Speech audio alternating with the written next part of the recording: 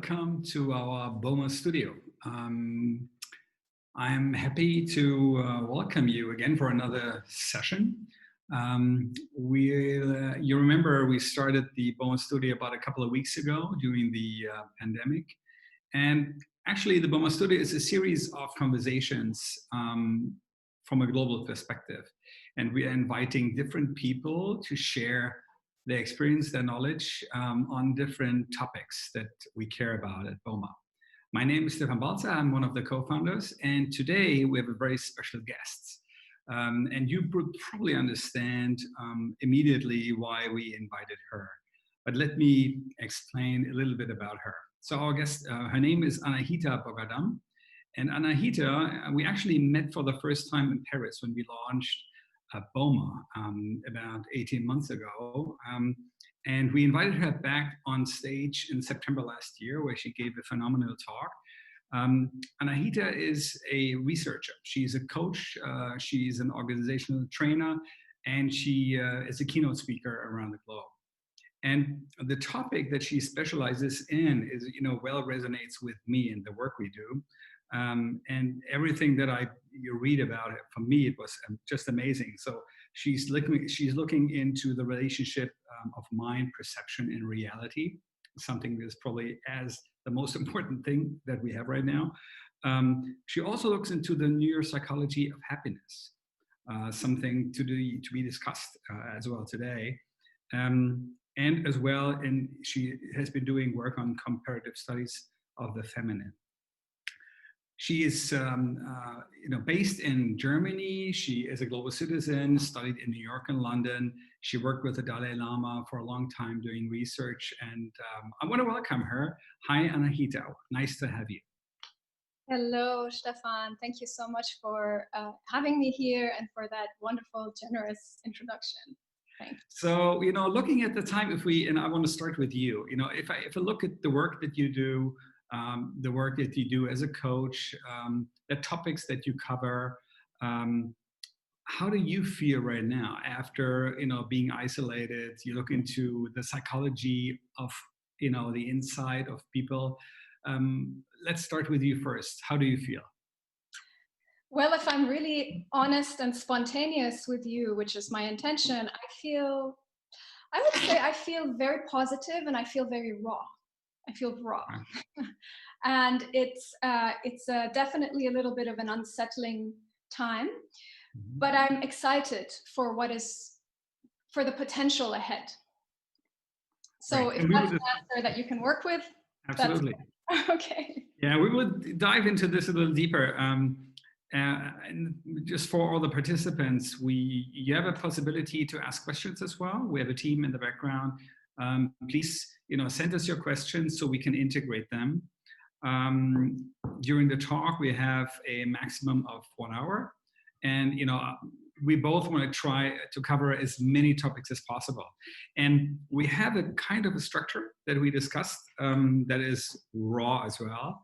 But I think maybe, Anahita, we try to kick off with the first part, which is about the individual. You work, of course, a lot in organizations. You work a lot in relationships. We do that after. Let's talk about the individual. The individual, if I look into my perception of the last months, there's a variety of emotions, of mental states, new experiences, because we've never been in such a situation. I think even for many people, they have never ever felt anxiety going out on the street, going somewhere, while now suddenly there's this intangible thing around you that might infect you, and that has an impact on us as an individual. Maybe you can reflect a little bit what you've seen, your conversations, what's going on, in people's minds and emotions. Well, I've seen, let's say, primarily a twofold reaction. I've seen some people really being overwhelmed and truly stressed by what is happening. It has kicked up certain triggers in some people, some of my clients, but also some people that I've just been in contact with, even people that I come in contact with who are considered strangers on the street. I'm observing, and I've been observing a lot of stress responses, a lot of fear, a lot of anxiety. Of course, you know this is nothing new. But also when I said triggers, seriously, I've been very fascinated to see that a lot of traumas have been reactivated in people, whether they had, experiences of death early in life or health issues early in life, or in some cases, I myself, I'm Iranian, so a lot of my friends have gone through the Iranian Revolution back in 1979, where there were immense restrictions to your personal freedom. So I'm seeing a lot of my fellow Iranian companions and friends feeling very reactionary towards the restrictions that are imposed, and really challenging that. So it's fascinating to see how a lot of people's worldviews are being reactivated and exaggerated. And then there's of course the reality of a real threat to our lives in the case especially of those at risk. So it's been very fascinating to observe that. And then the second group of people that I've been also in contact with, and I hope to be one of those, are the kind of people who are seeing this crisis as an opportunity and are actually taking the time to perhaps reflect and using the time to isolate, to become a little bit more intimate with themselves, to question their lives, to question their modus operandi, and are actually rather optimistic about it, are not feeling necessarily that restricted in their freedom. But then of course comes the reality of the financial consequence, the reality of the hit of that. So that is a whole nother topic then. That also can cause a lot of stress, right? We Oh my see God. And unemployment going up in the US. There's a few here in Europe as well. That if we can't catch up on the economic side, we will see more people losing their jobs. Yeah. So that puts more stress on people. So maybe let's see. I mean, we probably will not be able to cover all different areas, but so there is a mental side as well. Is there also a physical side? Do you think there's also something physically happening with us? Oh, for sure. Yeah. Yeah, because obviously the mind and body, at least from the worldview of the Eastern systems, is not separate, right? It's one system that's constantly in dialogue. So the mind and the body are in dialogue. And when I say mind, I'm not even talking about the brain. I'm talking about something perhaps a little bit more meta. So we have the system, and of course the body responds. The body responds with stress. The body is reactivating memories, right? They're actually stored in a part of our brains. We may have, some people I've been in contact with are feeling very lonely because of the isolation and the quarantine situation. So there's a lot of that. Feelings of isolation are, the mind is embodied, right? The brain is embodied. Right. Our memories are embodied. Even if you want to go as far to say our entire worldview is embodied. And of course, there's a physical dimension to this as well. Yeah. So, I mean, I have to admit, I'm personally surprised, to see some of the reactions you're describing. Some people obviously have some, revisiting traumas. I didn't know that we have so many people believing in all these conspiracy theories, and people even joining together, going out on the street demonstrating. To me, in this country, that was something new. I didn't know. And that seems really to be triggered from the adding of all these, different, things happening at the same time. So it seems like people try hard to find a moment of explanation, right? Because they try to make sense out of something, to see that there might be a bigger plan behind it. Is that a very human reaction, to force yourself that you want to understand what it is, and there must be something like a bigger plan? And is that a very normal reaction? And maybe in some group of people? Yeah, in some people it could be. There's this whole reality of a loss of control. So that's where you saw the whole toilet paper mass toilet paper purchases, which was an attempt, or is an attempt, for people to remain in control of a situation that seems really out of control. And I would say, I mean, I'm not an expert on this topic, but I would just say that, thinking that perhaps there's a bigger, there's a scheme, there is a plot, there is some kind of manipulation from some external source that we don't know what it is, like a conspiracy, may make the whole thing more tolerable, may give us some sense of stability and something to hold on to when there is maybe nothing to hold on to, right? Mm-hmm. And it also, it's a way of regaining control again, I think. Right, especially if you need control. Like, let's put the control thing, seems to be one aspect that is very strong. People that like to control everything have a hard time.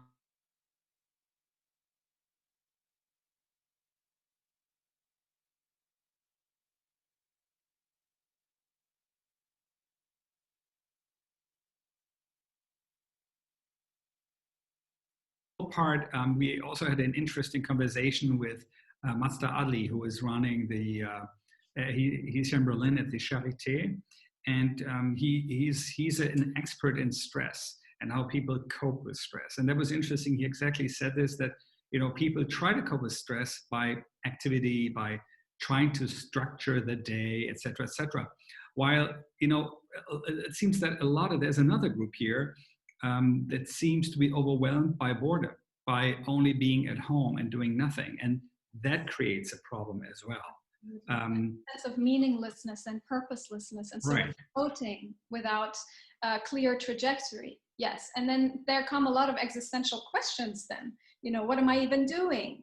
Am I contributing? Which I think is a good thing. I had some clients who were really kind of on the verge of falling into a mild depression because they felt like, oh my God, I'm actually, now that I'm forced to stop running, I'm seeing that I'm not really doing anything meaningful with my life. And that caused them a lot of distress. Of course. I mean, this is where you say that, a person like you somehow even enjoy a pause because it allows to breathe and actually maybe self-reflect on where you are in your life, et cetera, Seems that maybe a lot of people have never done that. Maybe they've been so busy, and usually, in our society, everybody is so busy, we just have no time to even stop for 10, 15 minutes to reflect on this. And now being forced seems to bring up all these things. Let it be trauma, let it be, the need to control things, the inability to deal with boredom.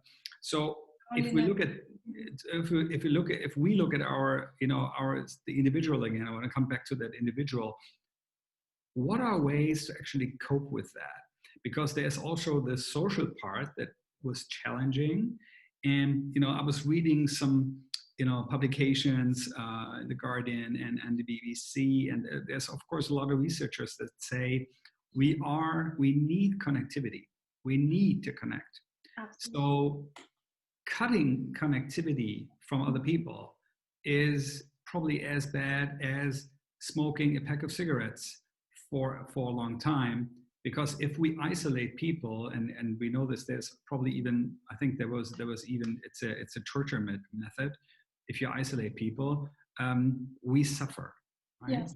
And it seems that a lot of people really suffer from that isolation. What can we do? What can individuals do to, bridge it? Yeah, that's a great question. Well, you mentioned the word connectivity or connection. I would challenge that. I would say that, even if you're isolated physically, it doesn't mean that you're necessarily disconnected, right? We know that with the use of certain apps and gadgets and so forth, we have the ability to connect. So it's just a matter of giving ourselves that moment of recognizing that we are connected. So that's where a little bit more of a mind training element comes in. So if you're going to constantly think that because you're physically separate in a room and that makes you disconnected from others, you're going to have an actual experience of disconnect and further perpetuate that narrative. But if you actually had a phone call with a friend or a video call with your mother or father, whatever, if you take a minute after you hang up or while you're speaking to actually be aware that I am in connection with somebody, even though we're physically apart, I am connecting, we're having responses, we're emotionally responding to one another, we're exchanging, information. So I am in connection. So it takes that little extra effort to reinforce and, in a way, acknowledge the fact that actually we are connected. We don't have physical contact or touch, but we are connected. So Now, this, mhm. okay. And another thing is that, the power of imagination is really underestimated. And we can actually close our eyes and imagine a scenario in which we are in the embrace of a friend or a lover or a father or a mother, a family member, whatever. We can actually really conjure up that experience in our imagination, and our nervous system, our brains, our embodied brains respond to that image as though it were really happening. Of course, it's not to be compared to the real thing, but we have these tools. If we were to know how to use our mind, we can actually find ways to not cope, because I don't like the word cope personally, but transform our experience. Right. Do you think, let's stick a second, with that, because I like, the focus on the imagination. The human being is, an incredible exception on the planet, because we have the possibility to imagine and have fantasy, and we can close our eyes and we can dream. There has been a lot of conversations, and I'm coming now from a tech side, in the last years on the potential of VR, virtual reality. Maybe do you think there is really potential in using technologies like this to help work on that? Because in VR we can be in any room, we can be surrounded by any surrounding. We can be standing on a cliff looking at the sea, we can be in the jungle, whatever, and that might help us. Do you think, maybe do you think that the situation we're in right now probably will boost that technology and the use of that, even for individual needs? I can see that happening, but then I think the question is, what is the motivation? So if the motivation is truly, I would say, not only benevolent or good, but also compassionate, if it's solving some kind of problem that causes people to suffer, then I think it's really useful. But if it's just technology or VR that's being created to just further help people dissociate from reality and further escape from what they have that they can touch and be in contact with, and especially human contact, I'm not personally a supporter of that. But if it is something that enhances the experience, the human experience, in a really intelligent way and with compassion, I think it can go a long way. Absolutely. Interesting. We have a first question, and that leads me to maybe the second part of our conversations, where we bridge from the individual to the interpersonal part. Us in that new situation now, as being connected with others, let it be family, let it be the public, let it be colleagues, let it be in position of leadership. And the question is, what is the relationship how do you see that, the relationship between uncertainty and, us humans willing to control on one side, and leadership, right? So how does that affect, do you see any relationship between these two parts when we take that and put it into a business context with a leader? That's the first question we have here. Okay, well, that was a little bit abstract for me, but I will try to just start, and then you can help me further. So let's work on this together. Okay, let's work on it together. I need you. So I would say, again, what a great opportunity to reflect on a lot of our mental constructs. We are talking about uncertainty and change as if it were an anomaly, when actually it's the only constant. Everything actually is in a constant state of change and flux and uncertainty, right? It's actually an evolutionary mechanism of the brain to try to hold on to a system as though it were unchanging and static, but everything is changing. And so I think, first of all, we have to sort of challenge that notion that somehow uncertainty is something, unusual or unexpected. So I think a leader that is aware, and today's topic is awareness, and not just aware but self-aware, has done a sound measure of reflection, self-reflection, analysis, not just in their own mind and inner life, but also in regards to reality and in regards to certain truths or realities, such as the reality of change or impermanence, coming from the Buddhist lingo right now, impermanence. So I think a leader who is awake and sort of intelligent in a holistic sense would be not only expecting change, but also very, I would say, skillful at not only at navigating change, but helping other people navigate that, which is another big complex topic in itself. Well, let's stay there. I think it's very interesting because there's two parts that I like. The first is the leader awareness. It's like the self-awareness of where we are. Yeah.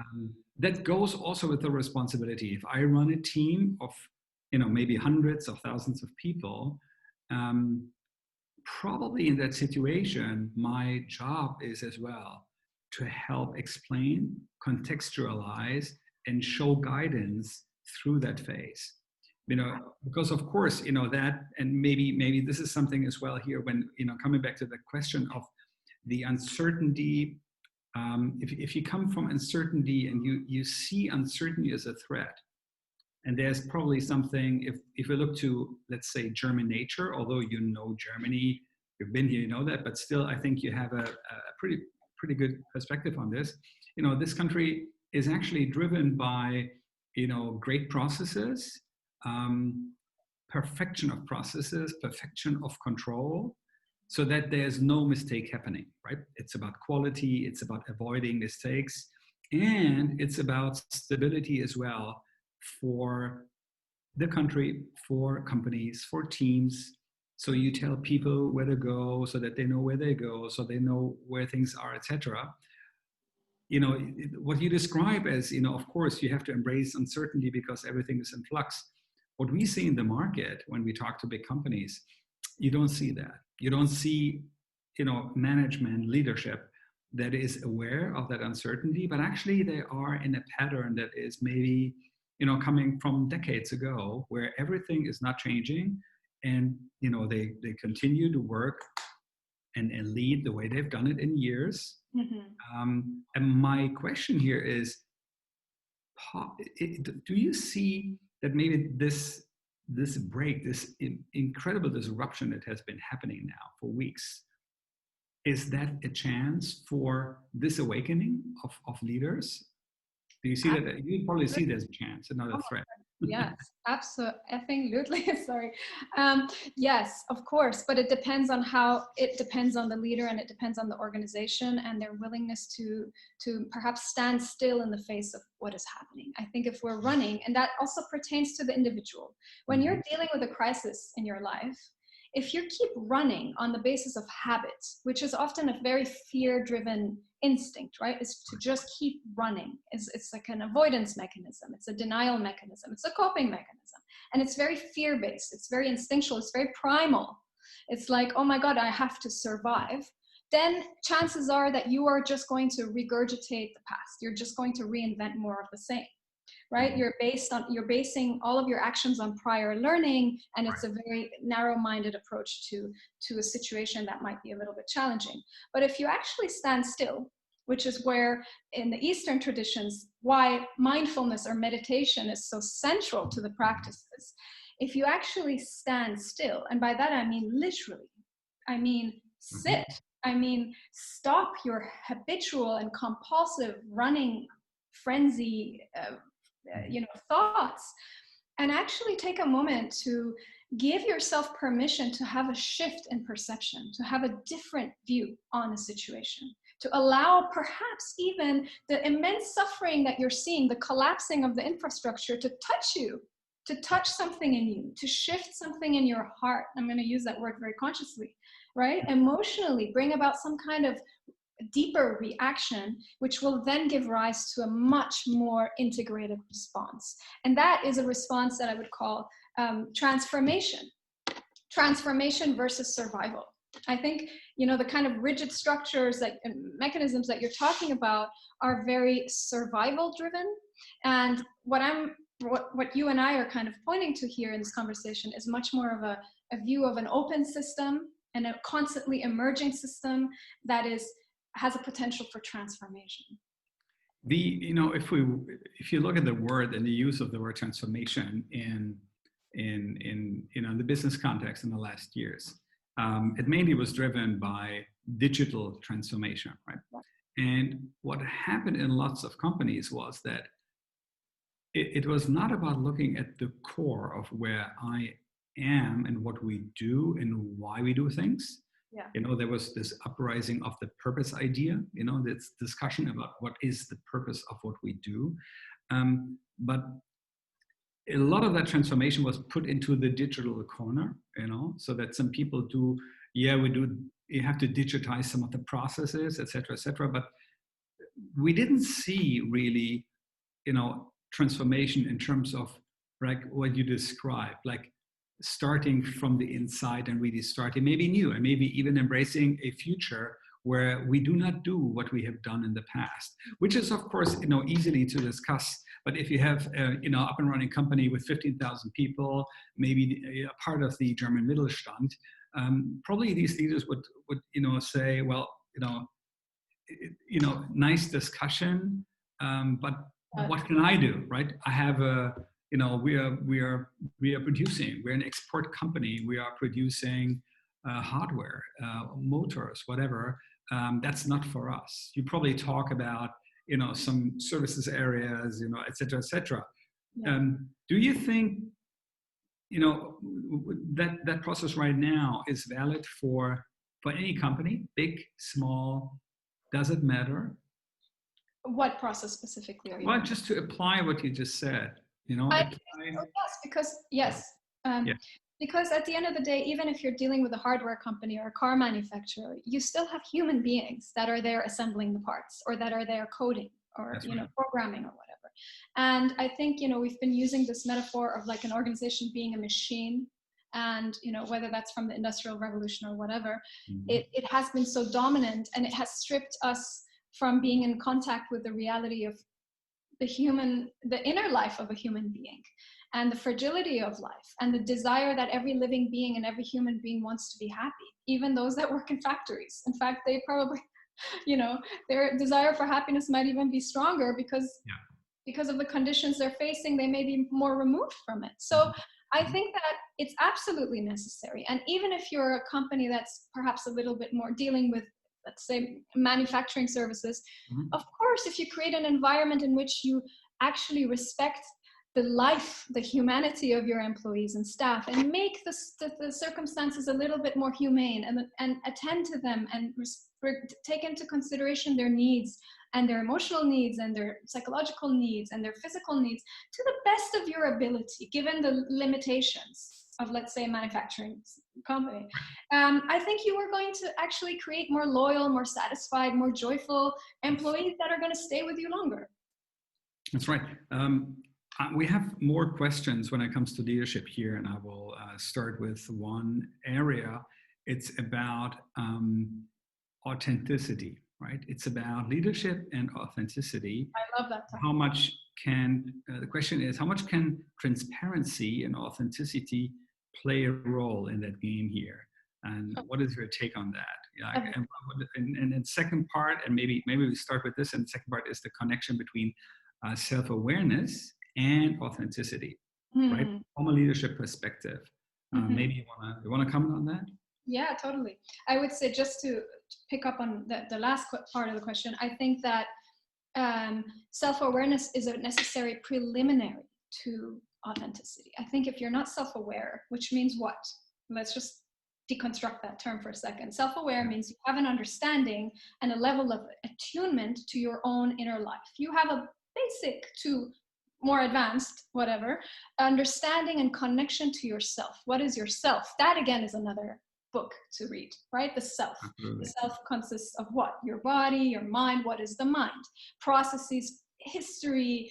I mean, we are complex systems in and of ourselves. So taking the time and having the curiosity to kind of deconstruct the concept of a self, to come in contact also with your the dimension of feelings and emotions and your needs and hopes and desires. My goodness, that is a project, but it's a very worthwhile project. So that self-awareness begins with an understanding of yourself, your mind, your emotions, And then gradually, as you begin to have much more of an intimate connection to yourself, the same happens with other people. You start to see another person not just as a machine that's here to fulfill your needs, but rather you see them as a complex system with a hope to be happy, with a desire not to suffer, with hopes and dreams and all of that.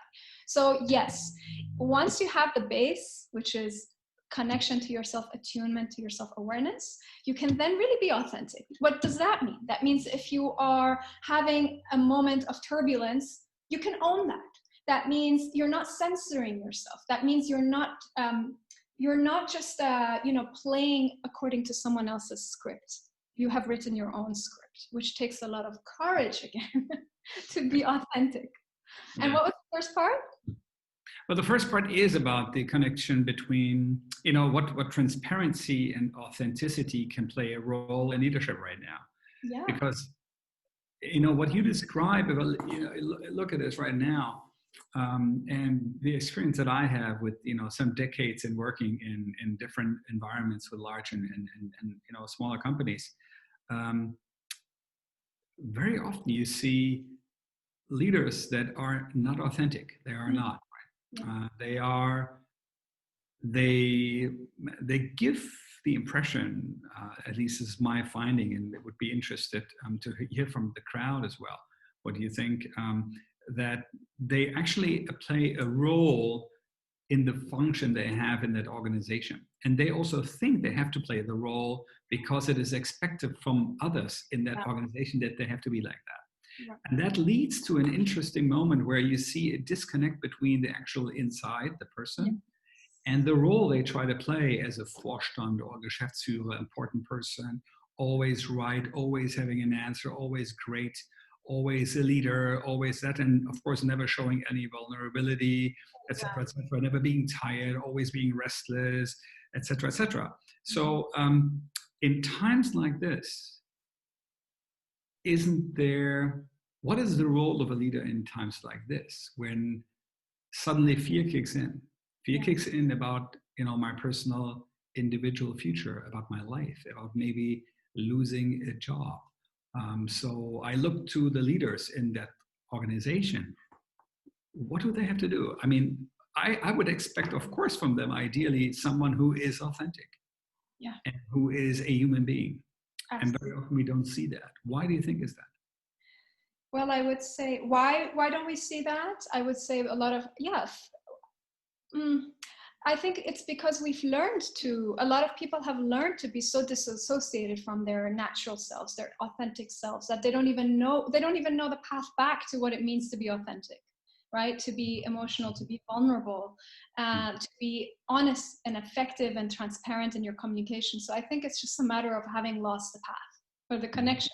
So that will require it will require a leader to really want to make that journey back to rediscovering their own authentic self. And again, so much of this conversation has perhaps been associated with spirituality or the New Age, but this is not about spirituality at all, right? It's actually a very secular and practical matter.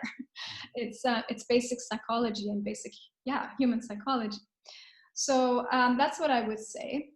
And you were talking about something really interesting before you asked the question. Do you remember what you were saying? Oh, I talked about the disconnect between, the role of people in their job and the disconnect for they play a role. Right?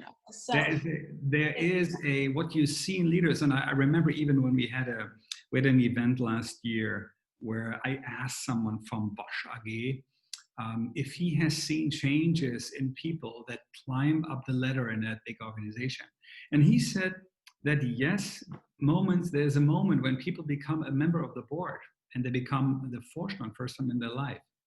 He has seen again and again that they change. Mm-hmm. That they play that role of a Vorstand, right? They leave, it's very interesting, and they leave themselves, meaning, what they actually are, but they, try to, fill that role and pretend to, play Vorstand, whatever you call that. It's more trying to probably fulfill expectations from the environment because they think this is the way they have to act. And I think great leaders probably remain who they are, right? Because there's a question here coming to that. Maybe that fits into this. Isn't it time for more compassion and kindness Absolutely. in leadership? Yes, and that's the question that I was alluding to. I wanted to touch on that. So you asked me what kind of leadership is needed more than anything now, and I wanted to say exactly. So whoever wrote that, thank you for that. Yes, I think that the kind of leadership that is needed now is what I would call just an intelligent leadership, which to me is a leadership that is based in compassion. What is compassion? Compassion is an actual and direct recognition and relating to suffering, to the reality of suffering of myself on a moment-to-moment basis and the suffering of the other. And then to have the wish to do something about it, to alleviate it. That's compassion.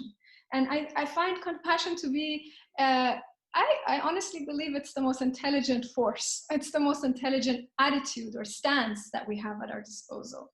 Because it's like it sees the fire and then immediately wants to put it off. But there is always a fire. That's the problem. And most of us live in denial of that.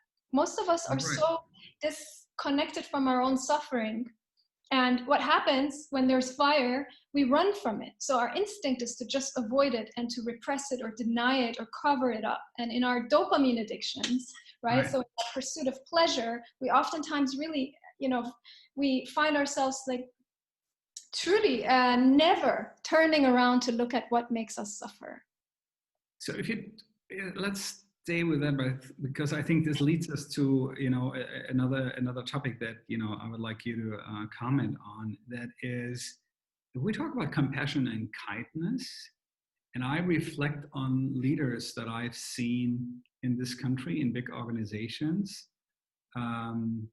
First, they are mainly men. Let's say probably more than 90%. Let's probably say even in leadership positions, we have 95% of men.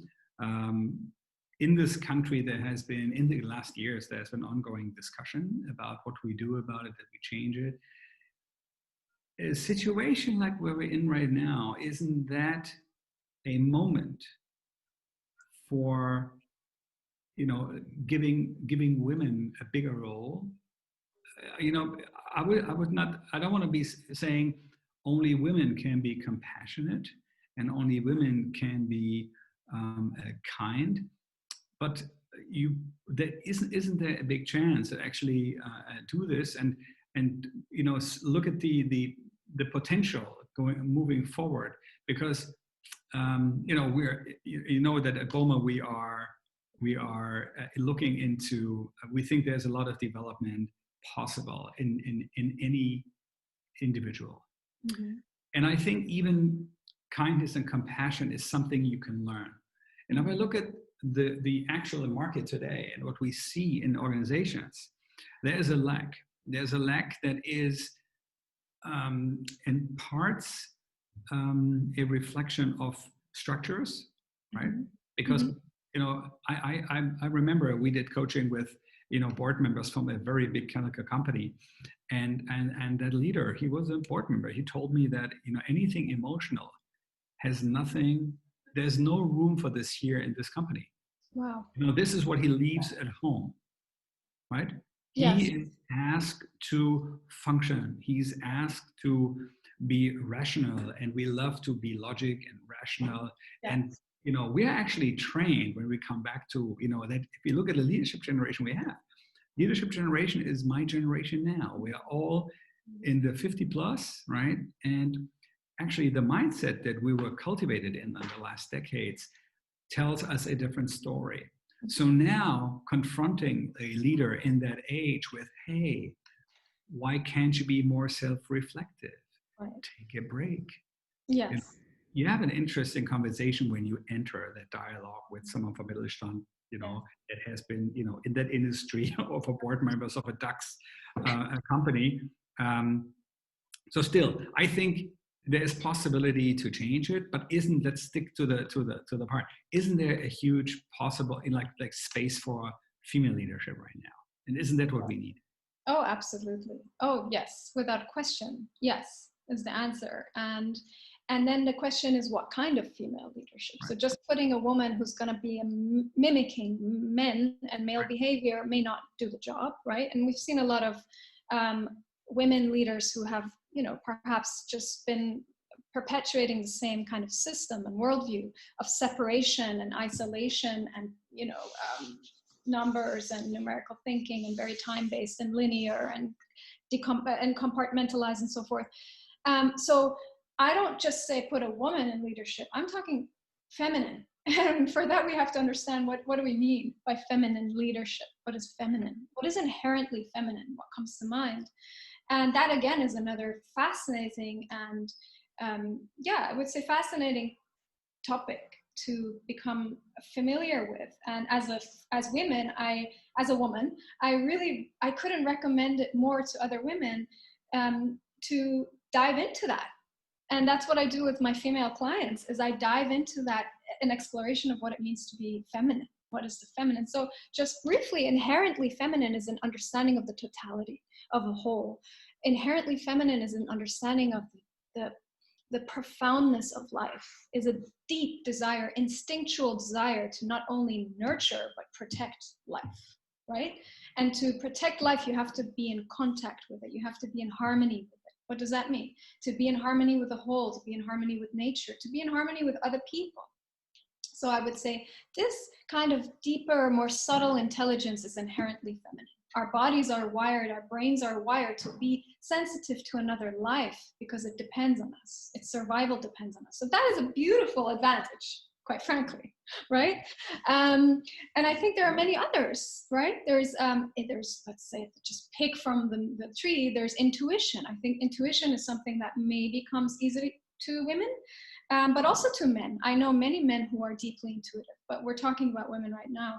And feminine intuition is something that cannot be explained through, the typical standard ways of logic and reason, perhaps. So it's much more of a deeper embodied thing. It's a connection to the body and to something bigger than just the limiting cognitive functions of the brain. So that's a fascinating topic. And then comes kindness, right? So kindness, again, is so important. Compassion is important. The understanding of interdependence. What COVID-19 has taught us, I hope, is that we are so interdependent. We are not just interdependent now, meaning those that have been hit the hardest financially by COVID-19 are dependent on the help of others, whether it's their peers or the fellow other businesses or the government. But we are now understanding how vulnerable we are and how dependent we are on each other.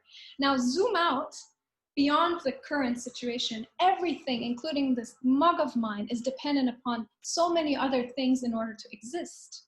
So nothing exists independently and ever did and never will. So that itself is such a wonderful thing to be aware of. And how do you see that, play out?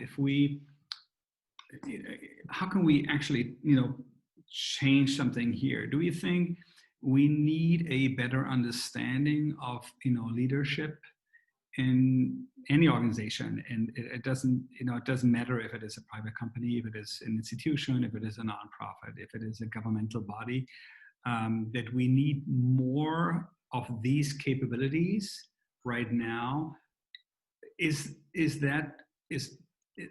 Do we have a lack of self-reflection that we needed, or because my impression always is, there's people that say, can't you see? It's there. You have to do that. Follow that. Follow your intuition. Follow your emotion. Do that. And we have the other side that doesn't understand at all. What are you talking about? Right? Yeah. And they say, what do you mean? Right. It's survival. We got to save the company. We got to save jobs. We got to save our market. We got to save our position. That means back to business. We have to be even stronger than before. So it's a different perspective, a different method. And, I talked to investors as well, and who said there's two ways to reflect, in a situation. There's people who see opportunity and then self-invent themselves. Exactly. And businesses, even big businesses, And there's others who come from a reflex of anxiety and stick to what they've done before, even more now after crisis. Exaggerated. So they take the same things they learn, the same pattern, the same methods, and go even harder on the same thing, because they think this is the way to survive from their perspective, right? And I try to understand, like, how can we bring these things together? Is there a way? Does it make sense? Or do we have to see, maybe we have to take time to see what works, what will work? Maybe both work.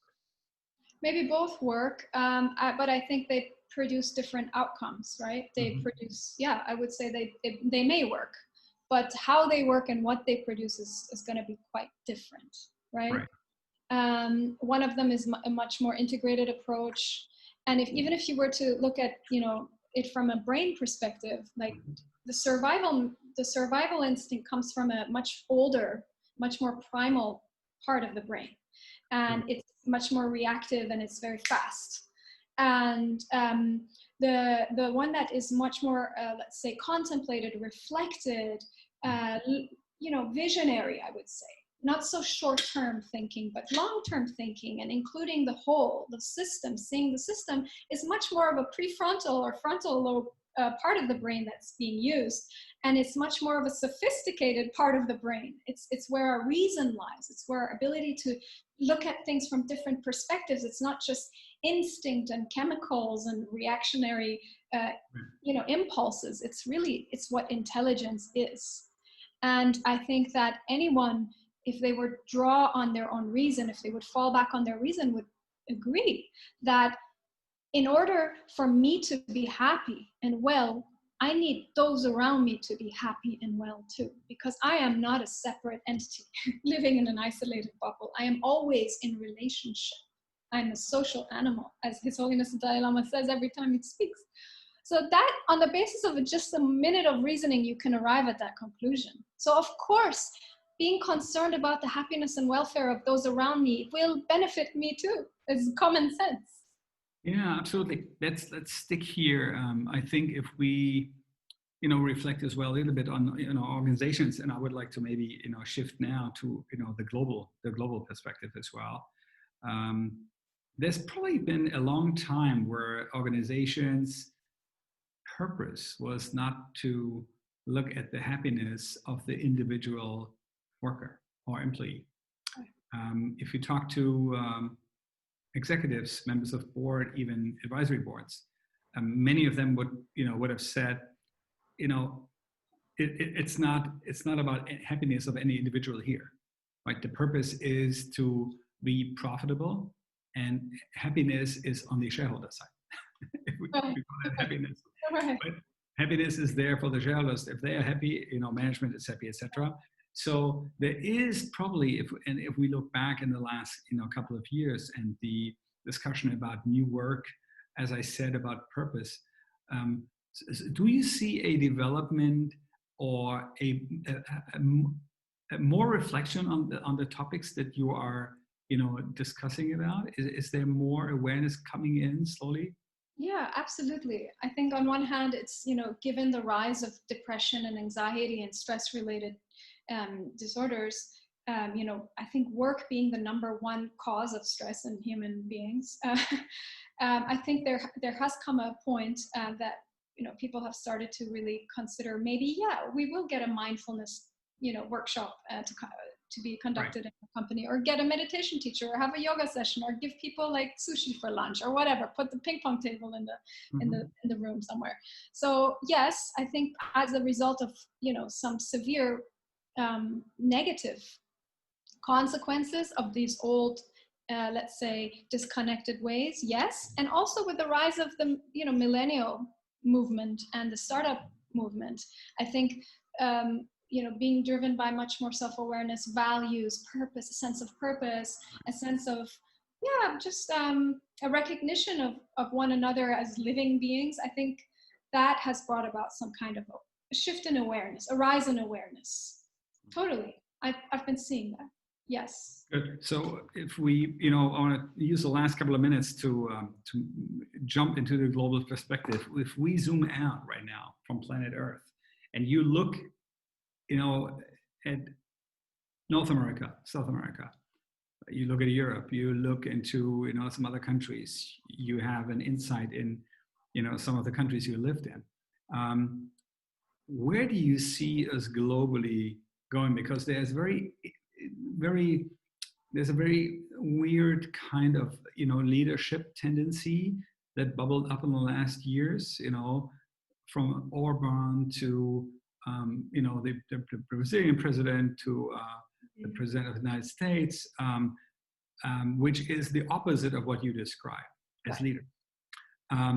But they were elected by people. So they're not, they're not dictators who came in by coup d'etat, but they were elected. So there was probably hope with some people in society that these people might take action in a certain way. Now it seems to play out in the biggest crisis.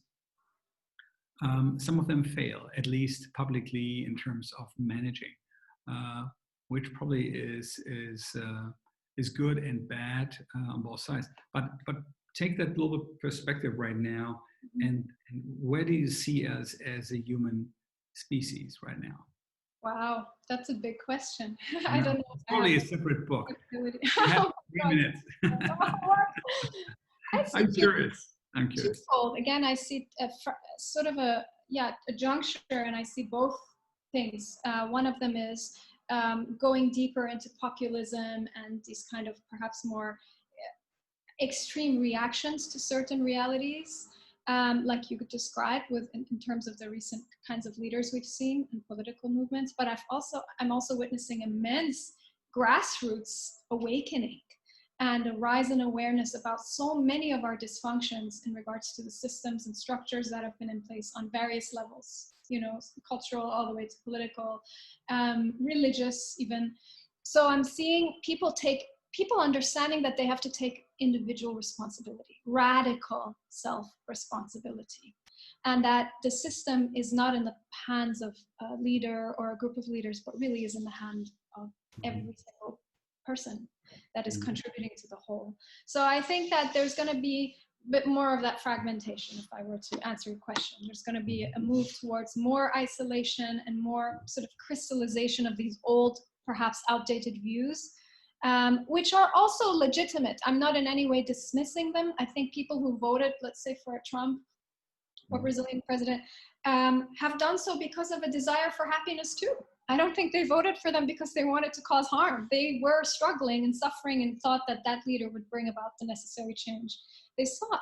So we have to just maybe equalize ourselves on the basis of understanding that all of us, without exception, want to be happy, and none of us, without exception, wants to suffer. So if we can find a way to equalize ourselves and find ourselves connecting on the basis of this shared human quality of wanting to be happy and free, not wanting to suffer, hopefully we can bring those two into reconciliation somehow, those two.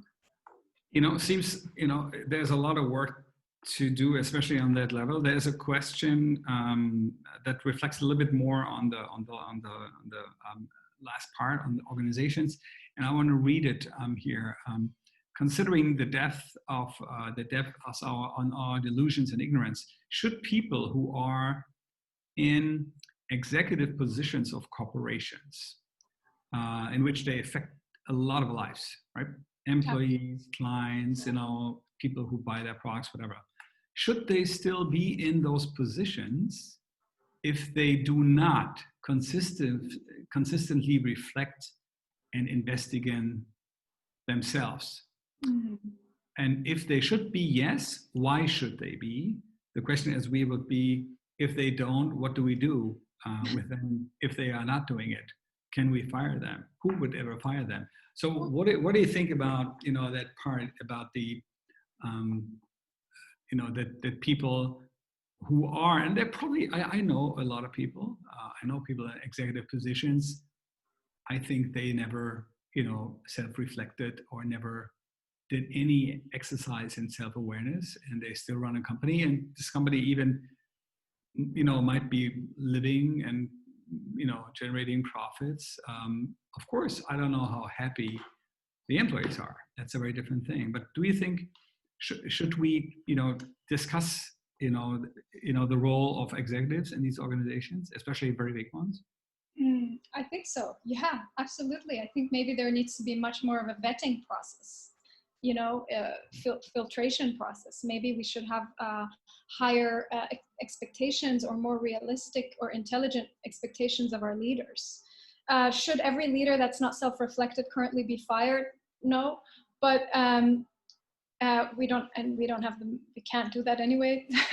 But I think that going forward, if we had better vetting systems or better, what would you call them? Conditions, perhaps, or. Right. But also, I think if you look at like the targets, if you give only financial goals to leaders like this, you will only have people who are only behind the financial goals, and it doesn't matter how they reach. Yes. If we would find other, so-called KPIs, for that, like happiness of employees, if that would be something that is depending on your bonus, right? Absolutely, yes. Maybe we would see different behavior. I don't know. Maybe this could be a model to explore. Yes, I like that idea very much. And also, I think maybe not to put so much weight and responsibility in the hands of a single leader or a group of leaders, but really empower everybody in the organization. And that's where some of these interesting models like holacracy come in, or right. What are some of the other ones? I think some fascinating ones where you have organizations that are, self-organizing, right? You have teams that are self-organizing. You empower the individual. It's not just powers, so hierarchical in the hands of a couple who. There's a question from Sabine that ties into this, Anahita. If we, are able to reinvent organizations. Yeah, exactly. That's a great book. With less hierarchy, do you think these, let's say, old style leaders would be at the top still? No, definitely not. Definitely not. And then that is really coming back to our original conversation about the responsibility of self-leadership, to empower individuals to become leaders in their own rights, and to create different management systems that are much more, I would say, what we call them flat, distributed, and self-organized, as you said. Self-organizing. Absolutely, yes. Yeah, giving more responsibility and also power. I think we didn't talk about it, and I just see, with the 60 minutes are over, but maybe that's a separate conversation, because I think power, and hierarchy will definitely be challenged. Absolutely. In this, and closing on that, I think I want to thank you, Anahita, for spending time with us. I learned a lot. It was super interesting to see your view on these topics, because, as you say, they are in flux, and maybe there's more happening on the self-awareness side, on some of the leadership that we see here, for a better, because I know, there's discussions in society, in business, and everywhere, that probably what happens to us right now is a moment for us globally to take a pause, breathe, and self-reflect as human species on how we want to move on, and that maybe we have to do it in a different way other than before. So thank you again for joining us. To the audience, thanks to all of you for joining and for being so active with all your questions. And we will edit a video of this and then post it on social media channels. And you're happily invited to share this with your friends and talk about it. If you want to be stay informed, sign up for our newsletter on our website. And yes, so thanks again for this, and hope to see you at our next Boma Studio. Thanks again. Thank you. Have a safe time and a good time coming up. Thanks, Anahita. Thank you so much. Thank you, everyone. Bye, all of you. Bye.